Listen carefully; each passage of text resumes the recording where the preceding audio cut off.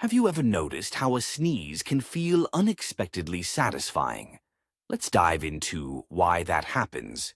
When something irritates your nose, like dust or pollen, it triggers a reflex involving nerves and muscles. This reflex is your body's way of quickly expelling the irritants. Here's the sequence. The irritation sends a signal to your brain. The brain responds by rapidly coordinating a series of muscle contractions. These involve your diaphragm, chest, abdomen, and even parts of your face. As these muscles work together, pressure builds up in your lungs. Then, bam!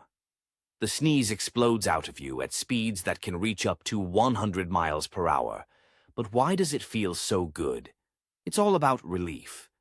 After the sneeze clears the irritant, your body has a brief, relaxing moment.